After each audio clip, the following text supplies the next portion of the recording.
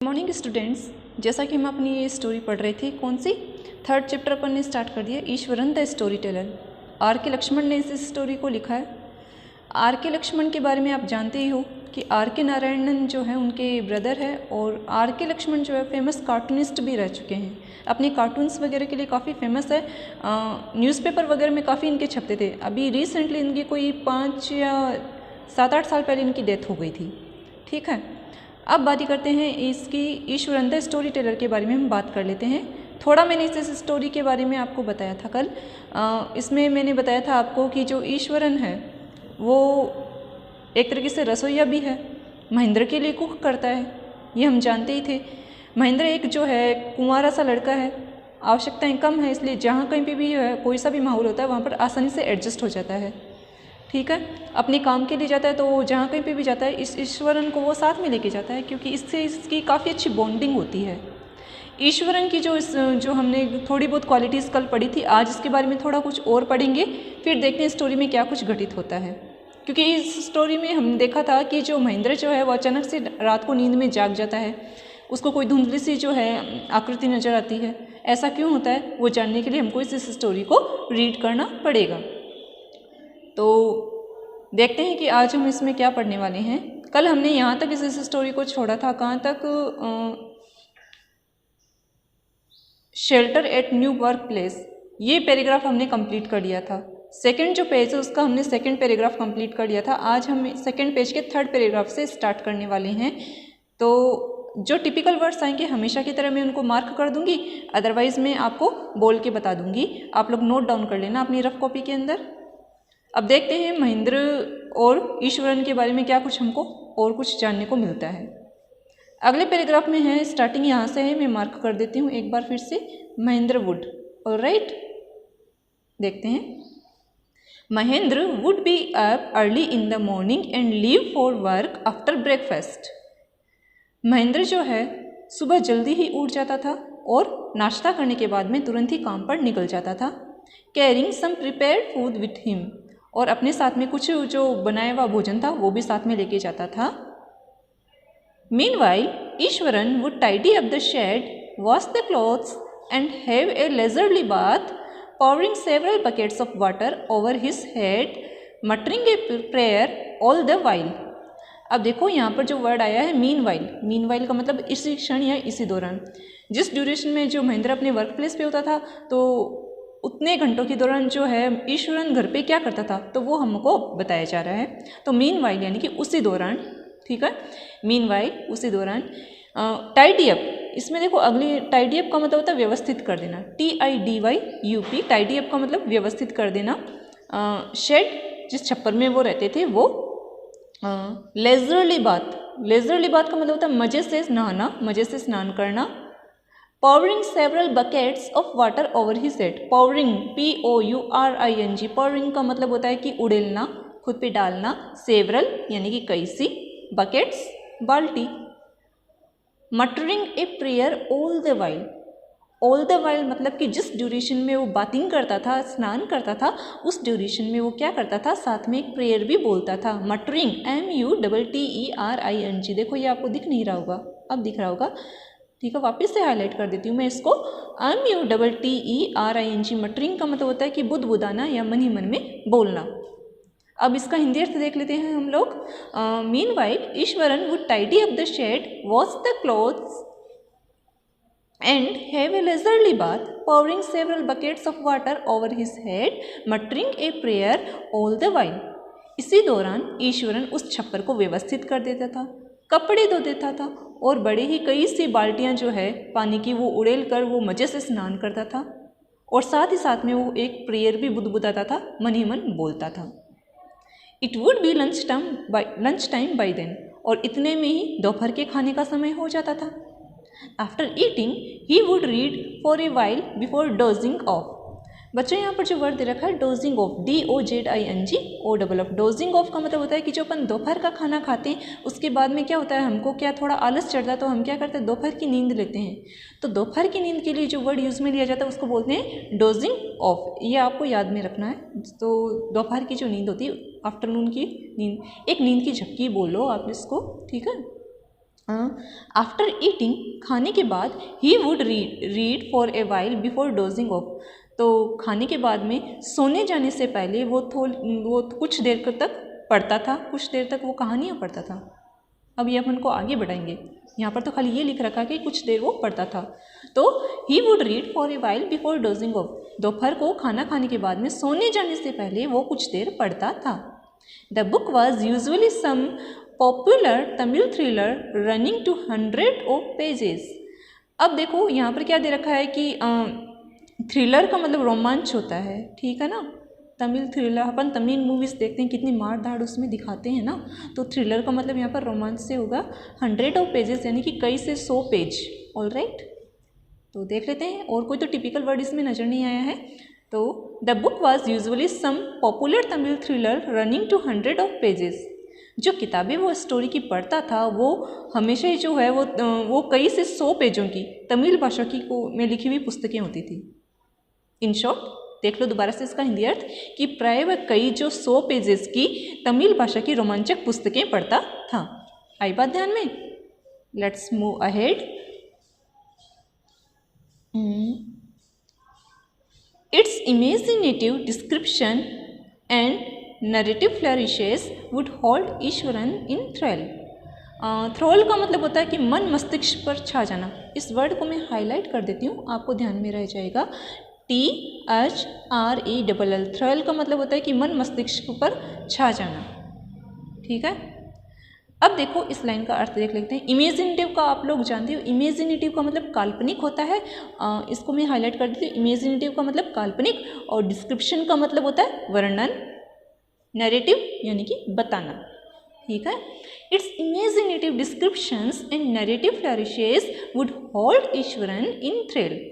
अब इसका जो मतलब कि इसमें जो तमिल स्टोरीज जो कई से 100 पेजेस की पढ़ता था, जो रोमांचक थी, तो क्या है कि उनको पढ़कर क्या है कि उनमें जितने भी दिए गए जो इमेजिनेटिव डिस्क्रिप्शंस होते थे या फिर जो काल्पनिक वर्णन होते थे, उनके जो मतलब कि छोटी छोटी जो स्टोरीज होती थी, एनेक्डोट्स होते थे या फिर वृत्तांत होते थे, वो ईश्वरन के पूरे मन मस्तिष्क पर पूर्ण रूप से छा जाते थे, ठीक है। दोबारा से अर्थ देख लीजिए कि उसमें किसमें, तमिल स्टोरीज बुक्स में दिए गए जो जितने भी काल्पनिक वर्णन होते थे, वो सारे के सारे जो वर्णन या वृत्तांत होते थे, जो छोटी छोटी कहानियाँ होती थी, वो ईश्वरन के मन मस्तिष्क पर पूर्ण रूप से छा जाते थे। आगे बढ़ते हैं। His own descriptions were greatly influenced by the Tamil authors that he read. अब देखो इसमें ईश्वरन के बारे में दोबारा हमको ये बताया जा रहा है कि ऑथर, देखो ये ऑथर जो वर्ड है इसका मतलब लेखक होता है, कवि से होता है, ठीक है। AUTHORS, ऑथर का मतलब लेखक होता है, जो कहानियाँ लिखता है, स्टोरीज लिखता है। इन्फ्लुएंस्ड का मतलब होता है प्रभावित, INFLUENCED, इन्फ्लुएंस्ड का मतलब होता है प्रभावित। ग्रेटली, बड़े तौर पर, विशाल तौर पर। डिस्क्रिप्शंस, अगेन आ गया है ये वर्ड, वर्णन ही होगा इसका मतलब, ठीक है ना। तो हिज ऑन का मतलब होता है स्वयं के, ठीक है, खुद के। His on description were greatly influenced by the Tamil authors that he read. उसके स्वयं के वर्णन भी बहुत ज़्यादा जो तमिल लेखक होते थे, जिनकी स्टोरीज वो पढ़ता था, उनसे प्रभावित होते थे। खुद भी वर्णन करने में पीछे नहीं था, जो वो पढ़ता था उसी को वो क्या है कि नरेट कर सकता था। ये स्पेशल उसमें थी, क्वालिटी थी। तो क्या है कि जिस मज़े से वो पुस्तक पढ़ता था, उसी मज़े से वो क्या है कि स्टोरी को सुनाने की मतलब कि अहमियत रखता था, मतलब कि क्वालिटी रखता था, ठीक है। तो his on descriptions were greatly influenced by the Tamil authors that he read. उसके स्वयं के वर्णन भी जिन तमिल लेखकों की किताबें वो पढ़ता था, उनसे वो काफ़ी ज़्यादा प्रभावित होते थे। When he was narrating even the smallest of incidents, he would try to work in suspense and surprise, ending into the account. Suspense का मतलब वही रोमांच, सरप्राइज यानी कि आश्चर्य, ठीक है ना। इंसिडेंट का मतलब इवेंट या फिर घटना, INCIDENTS।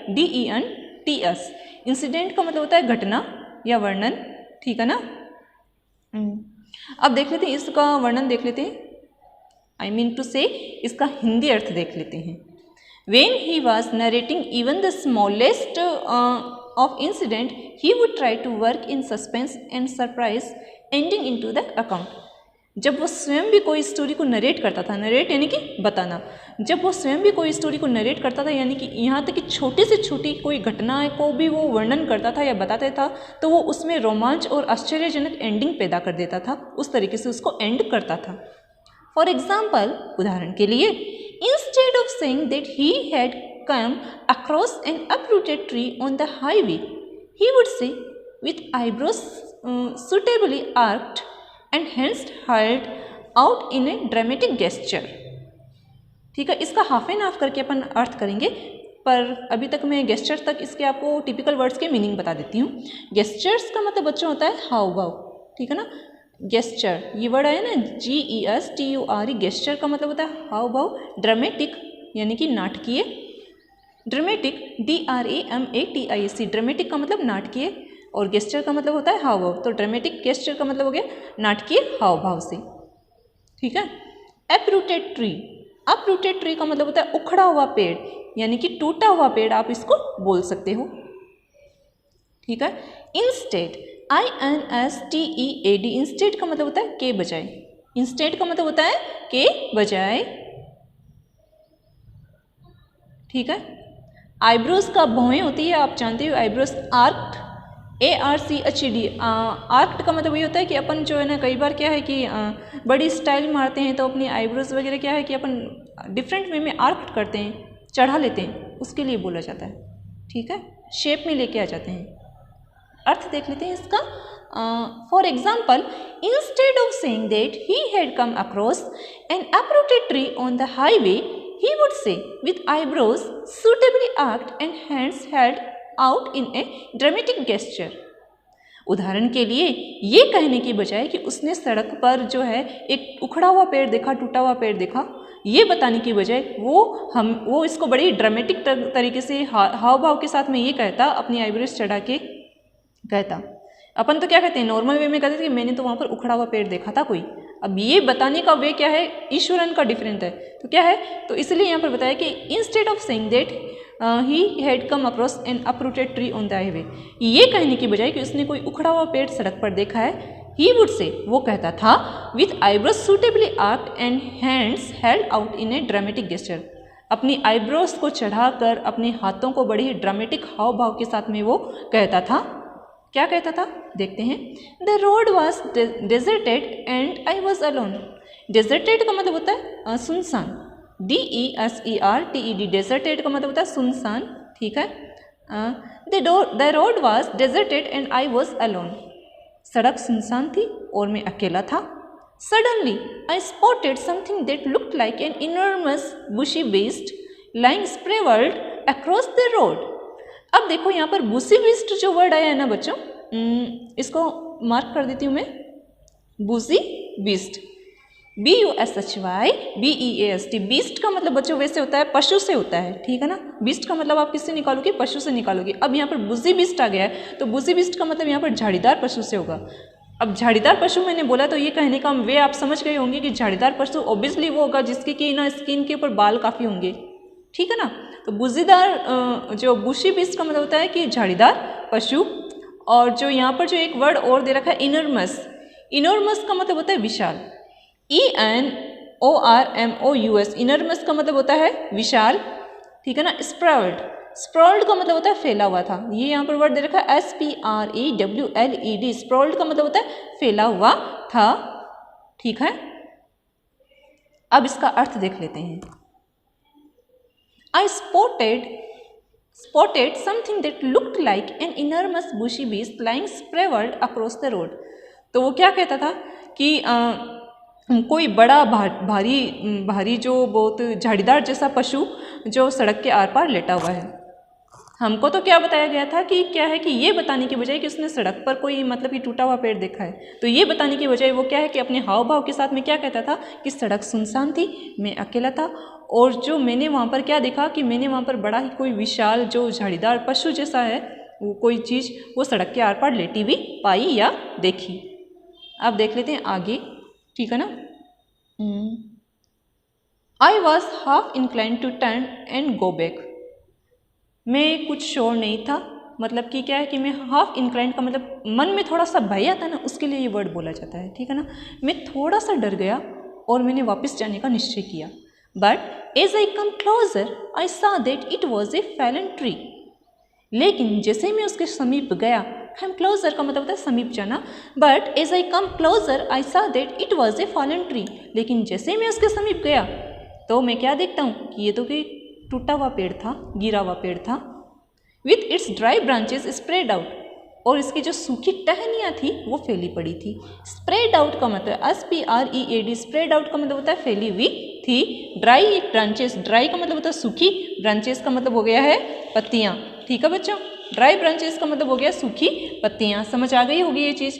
तो मैं क्या देखता हूँ वहाँ पर कि ये तो एक ना सूखा सा टूटा हुआ पेड़ था जिसकी की जो सूखी टहनियाँ थी वो फैली पड़ी थी। महेंद्र वुड, अगली लाइन थोड़ा ऊपर कर लेती हूँ मैं इसको ना, यहाँ तक, ठीक है। Mahendra would stretch himself back in his canvas chair and listen to Iswaran's tales uncritically. अब बच्चों यहाँ पर वर्ड आया ना अनक्रिटिकली, अनक्रिटिकली वर्ड का मतलब होता है कि बिना आलोचना के, ठीक है ना। इसका मतलब होता है बिना आलोचना के। अनक्रिटिकली, UNCRITICALY, अनक्रिटिकली का मतलब होता है बिना आलोचना के। कैनवास चेयर, कैनवास चेयर का मतलब होता है टाट की कुर्सी। चेयर का मतलब तो कुर्सी से होता है, कैनवास चेयर यानी कि टाट की कुर्सी। पुराने समय में कुर्सियाँ कुछ ऐसे चलती थी कि लकड़ी की चलती थी और उनके ऊपर जो उनकी सीलिंग की जाती थी, मतलब बुनाई की जाती थी, वो प्लास्टिक और कैनवास के कुछ होते थे। कपड़े की भी कोई निवार वगैरह होती थी तो उससे की जाती थी, आप लोग समझ जाओ, है ना। स्ट्रेच्ड, स्ट्रेच्ड का मतलब फैलाना, STRETCH, स्ट्रेच्ड का मतलब होता है फैलाना, ठीक है। तो Mahendra would stretched himself back in his canvas chair and listen to Iswaran's tales uncritically. Mahendra जो था वो अपनी टाट की कुर्सी पर आराम से मतलब लेट जाता था, फैल के बैठ जाता था और ईश्वरन की जितनी भी जो कहानियाँ होती थी वो बिना किसी आलोचना के वो सुनता था। ऑलराइट, आगे का पेज पढ़ लेते हैं। क्या दे रखा है यहाँ पर, देख लेते हैं। हाँ, the place I come from is a famous for timber, Eswaran would begin. अब बच्चों जो यहाँ पर वर्ड दे रखा है आपका फेमस फॉर टिम्बर, टिम्बर का मतलब इमारती लकड़ी से होगा, ठीक है ना। टिम्बर का मतलब इमारती लकड़ी। The place I come from is famous for timber, Eswaran would begin. और ईश्वरन जो जब कभी भी अपनी स्टोरी स्टार्ट करता था या फिर कोई भी अपनी बात बताता था, कोई छोटी से छोटी इवेंट भी बताता था, तो कैसे बताता था कि जो स्थान जहाँ पर मैं रहता था वो इमारती लकड़ी के लिए बहुत ज़्यादा ही फेमस था, यहाँ से वो कोई अपनी स्टोरी को बिगिन करता था। ये इसकी खासियत थी। क्या खासियत थी कि जब कभी भी वो कोई अपनी स्टोरी को बिगिन करता था तो कैसे करता था कि जो स्थान जहाँ पर भी मैं रहता था, जहाँ से मैं हूँ या रहता था, वो स्थान इमारती लकड़ी के लिए बहुत ज़्यादा ही फेमस है। There is a richly wooded forest all around, वहाँ पर जो वह स्थान क्या है कि वो वहाँ पर बहुत ज़्यादा समृद्धशाली जंगल है। रिचली वुडेड फॉरेस्ट का मतलब होता है, वुडेड का मतलब तो लकड़ी से हो गया बच्चों। वैसे वुड्स का मतलब अपन जंगल से भी निकालते हैं। वुड और फॉरेस्ट एक दूसरे के सिनोनिम से, ये चीज़ आप ध्यान में रखिएगा, क्योंकि कई एक स्टोरीज में या फिर कई एक पोइम्स में जो वुड वर्ड आ जाए ना तो बहनें बेचारी सोच में पड़ जाती है या स्टूडेंट सोच में पड़ जाते हैं कि ये वुड का मतलब तो लकड़ी से होता है, मैम ये क्या इसको फॉरेस्ट बोल रही है। तो मैं आपको क्लियर कर देती हूँ कि वुड और फॉरेस्ट एक दूसरे के सिनोनिम्स हैं, ठीक है। There is a richly wooded forest all around, वहाँ पर एक बड़ा ही समृद्धशाली जंगल है, लकड़ियों का समृद्धशाली जंगल है। The logs are hauled on to the lorries by elephants, lorries का मतलब यहाँ पर जो बड़े बड़े ट्रक होते हैं ना उनके लिए बोला जाता है, ठीक है ना। लॉरीज का मतलब होता है ट्रक, LORRIES, लॉरीज का मतलब ट्रक। लॉग्स LOGS, लॉग्स का मतलब होता है लकड़ी के जो लट्ठे होते हैं। हम नोटिस करते हैं ना कि जो जंगल में लकड़ी वगैरह काट के आते हैं तो वो एक लट्ठे में उसको बांध देते हैं, गट्ठर बांध देते हैं उसका, है ना। अब इस अर्थ देख लेते हैं इसका। The logs are holded on to the lorries by elephants. अब यहाँ पर दे रखा है कि जो लकड़ी के लट्ठे जो होते हैं वो हाथियों द्वारा ट्रकों पर लादे जाते थे, हैं, ठीक है ना। जो लकड़ी के लट्ठे हैं वो हाथियों के द्वारा ट्रकों पर लादे जाते हैं। There are huge well fed beast they are huge well fed beast. अब यहाँ पर ये जो बात कही जा रही है एलिफेंट्स के बारे में कही जा रही है। वेल फेड का मतलब होता है कि अच्छे भले जो हिस्ट पुष्ट होते हैं ना, खाते पीते मोटे ताजे, ठीक है ना। बीस्ट का मतलब मैंने ऑलरेडी आपको बताया था, पशु से होता है ना। तो दे आर ह्यूज, ह्यूज का मतलब क्या होता है? विशाल। अब विशाल का मैंने एक वर्ड और बताया था, इसी स्टोरी में बताया था, वो था इनॉर्मस, ठीक है ना। इनॉर्मस और ह्यूज एक दूसरे के सिनोनिम्स है, ये आप ध्यान में रखिएगा। तो they are huge well fed beast, वो बड़े और बड़े ही बलशाली और मोटे ताजे से या फिर हिस्ट पुष्ट पशु होते हैं। कौन? Elephants. When they turn wild, even the most experienced महावत is not able to control them. Wild का मतलब होता है कि अनकंट्रोलेबल, यानी कि कंट्रोल से बाहर हो जाना, जंगली हो जाना। वाइल्ड का मतलब होता है जंगली। ऑलराइट, तो यहाँ पर हाथियों के बारे में बताया जा रहा है कि when they turn wild, even the most experienced महावत is not able to control them. जब वो अनकंट्रोलेबल हो जाते हैं, जब वो कंट्रोल के बाहर आ जाते हैं या जंगली बन जाते हैं, तो उनको कोई मतलब कि बहुत एक्सपीरियंस कोई महावत भी होता है, चाहे वो कितना ही एक्सपीरियंस हो, वो भी इसको कंट्रोल नहीं कर पाता है, ठीक है ना। बड़े से बड़ा महावत भी उनको कंट्रोल नहीं कर पाता है जब वो अनकंट्रोलेबल हो जाते हैं या फिर कंट्रोल के बाहर हो जाते हैं। After this prologue, Iswaran would launched into an elaborate anecdotes involving an elephants. Anecdote भी वर्ड अपना रिपीट हुआ है वापस से। वैसे एनेक्डोट का मतलब कल मैंने बताया था, इसका मतलब होता है कि किस्सा। फिर भी आप लोग देख लो, इसका मतलब है एनेक्डोट का मतलब किस्सा। इलेबोरेट, इलेबोरेट का मतलब बताना, बताने की कोई शैली। प्रोलॉग, PROLOGE, प्रोलॉग का मतलब होता है प्रस्तावना या फिर भूमिका। प्रोलॉग का मतलब होता है भूमिका या फिर प्रस्तावना। किसका? प्रोलॉग का। ध्यान रहेगा आपको। एनेक्डोट का मतलब मैंने बताया था कल, किस्सा, ठीक है। तो देखते हैं इसका अर्थ। After this prologue, Iswaran would launched into an elaborate anecdote involving an elephant. Involving का मतलब शामिल। अब इस सारी जो है इस भूमिका के बाद में या फिर इस प्रस्तावना के बाद में जो ईश्वरन है वो हाथी से संबंधित कई से किस्से कहानियाँ सुनाना स्टार्ट कर देता था। उसको तो कोई पॉइंट चाहिए होता था बंदे को, कि कोई छोटा सा भी पॉइंट मिल जाए तो क्या है कि कैसे वो अपने जो है मतलब कि गेस्चर्स के साथ में, डिफरेंट गेस्चर्स के साथ में ड्रामेटिकली ढंग से वो अपनी स्टोरी को टेल करे, बताए, नरेट करे, ठीक है ना। तो अभी हम हाथियों के बारे में पढ़े हैं, तो ऑब्वियसली अगला अकाउंट जो होगा हाथियों के बारे में अपन को पढ़ने को मिलेगा, ठीक है ना। तो इस छोटी सी भूमिका के बाद में या फिर छोटी सी प्रस्तावना के बाद में जो ईश्वरन होता था वो क्या है कि अपनी हाथी से संबंधित कई से किस्से या कहानियाँ सुनाने लग जाया करता था। तो स्टूडेंट्स, आज जो मैंने आपकी ये स्टोरी है वो यहाँ तक कंप्लीट की है। ये आप ध्यान में रखिएगा कि नेक्स्ट पेज का हमने फर्स्ट पैराग्राफ रीड किया है। कल के जो अपनी क्लास होगी उसके अंदर में इस स्टोरी को आगे बढ़ाऊंगी। होपफुली ये स्टोरी 2 या 3 पार्ट में कंप्लीट हो जाएगी। तब तक आप भी पढ़ते रहिए घर पर। Thank you.